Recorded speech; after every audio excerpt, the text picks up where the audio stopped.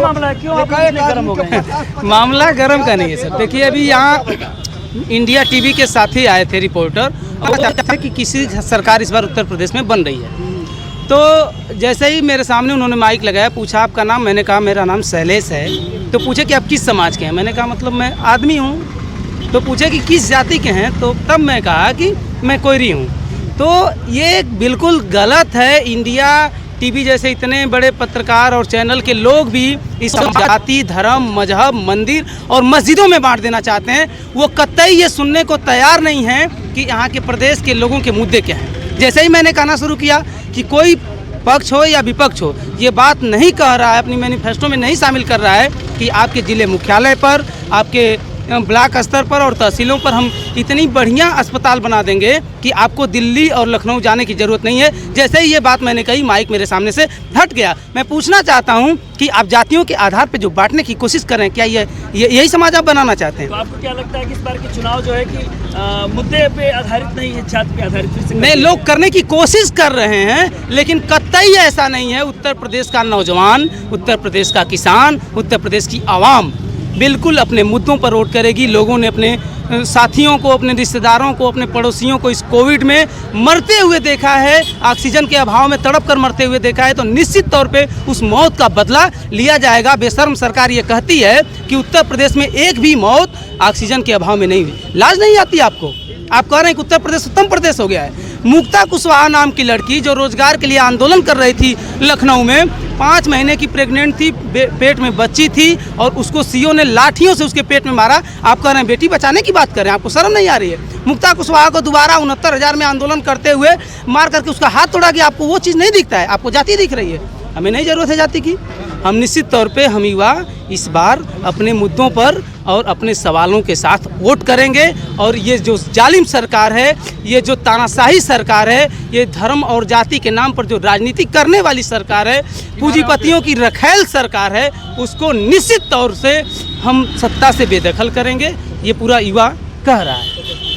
चाचा क्या कहेंगे? इन्होंने कहा कि जो कि मुद्दे ऐसा है कि जिसके दिमाग में जो चीज़ बैठ गई है कि हमको बदलना है, उनकी तो बात करनी ही है। वो तो अपनी ही बात कहेंगे। जिनको दिखाई दे रहा है कि नहीं कुछ काम हो रहा है, 50-50 लाख 1 करोड़ लोगों को दिया जा रहा है, मृतक आश्रितों को, अरे उनके परिवार को, वो कहाँ से टैक्स आएगा? जनता से ही टैक्स वसूलेगी सरकार। और इस आधार पर जब सबको बांटेगी तो अपने घर से देगी। नेता तो सभी अपनी मलाई काटने के लिए हमेशा पार्टी बदलते हैं। नहीं, इन्होंने कहा कि पत्रकार जो मुद्दे आधारित बात नहीं बोल रहे हैं, जाति आधारित बात बोल रहे हैं। ऐसा है, पत्रकार जब जात पूछेगा तो आंकड़ा लगाएगा कि किसका क्या बैलेंस हुआ, वो काउंट करेगा कि कितने लोग क्या कहे। अब ये जाति आधारित जात क्यों नहीं पूछेगा? जब जातीय कि सभी लोग तो जाति, हम ही तो हिंदू हैं, हिंदुओं में ये भी हैं। अब सवाल ये है कि इनके दिमाग में ये है कि भाई नहीं, स्वामी प्रसाद अच्छे हैं, बाबू सिंह कुशवाहा अच्छे हैं। हम कहेंगे सरकार जो चल रही वो सही है। आपकी जाति क्या है? आप किस जाति से हैं? हम सवर्ण हैं। सवर्ण में किस जाति से हैं? अब उच्च हैं। उच्च में मतलब बस अब उच्च कौन होता है? अब आप पूछिए कि कौन होता है? मैं ये कह रहा हूँ कि अगर आप जाति को मानते हैं और जाति आपने बनाई है, तो हम ये कह रहे हैं कि जाति जनगणना पर आप क्यों नहीं बोल रहे हैं? जाति जनगणना क्यों नहीं करा देते हैं? पता चल जाएगा कि कितनी जाति के, किस जाति के कितने लोग हैं। आप दे दीजिए सबका हिस्सा। आप बता रहे हैं कि मैं उच्च हूँ ना। वोट लेने के लिए हर कोई हिंदू है, दलित भी हिंदू हो जाता है। और जैसे ही वोट की बात बीतती है, आपने देखा कि देश का प्रथम व्यक्ति आप मंदिर में जा रहे थे जगन्नाथपुरी में और उसमें उनको घुसने नहीं दिया गया, तब वो हिंदू नहीं थे। देश का प्रथम व्यक्ति जो संविधान से चलने वाला देश है, उसमें मंदिर में नहीं जाने दिया जाता है और हिंदू खेल रहे हैं आप। तब हम हिंदू तो हमारा कहाँ जाता है? सिर्फ हम वोट देने के लिए हिंदू हो जाते हैं। चाचा आप कुछ बात कह रहे थे कि उन्होंने जैसे पत्रकारों ने सवाल पूछा, जाति से संबंधित सवाल पूछा, आप इधर युवा भड़क गए। आपको क्या लगता है कि जाति से संबंधित सवाल नहीं पूछना चाहिए, मुद्दे आधारित सवाल होना चाहिए? मुद्दे आधारित सवाल होना चाहिए, जात आधारित क्या मुद्दे होने चाहिए आपको? देखिए, जातिवाद हर ब्लड में घूम गया है और हर इंसान के अंदर है, सरकार के अंदर भी है? तो जब हर जगह जातिवाद है तो आप जातिवाद से बाहर जा कहाँ पाएंगे? क्या नाम है आपका? मेरा नाम है पूर्व सैनिक उदयराज यादव। जी जी। तो यादव जी क्या लगता है इस बार किसकी सरकार बननी चाहिए?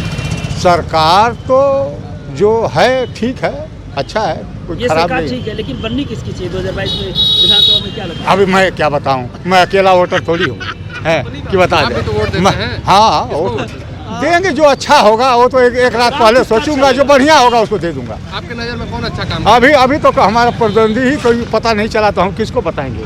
अभी मऊ से आपकी नज़र में ये सरकार किसकी बनेगी? देखिए, ऐसा है, दूध का धूला तो कोई नहीं है, सही माने में दूध का धूला। ये भी सरकार नहीं थी, एक दलित महिला को जला करके केरोसिन छिड़क करके रिपोर्टरों को नहीं जाने दिया गया, पुलिस का पहरा लगा गया, तो क्या कहा जाएगा?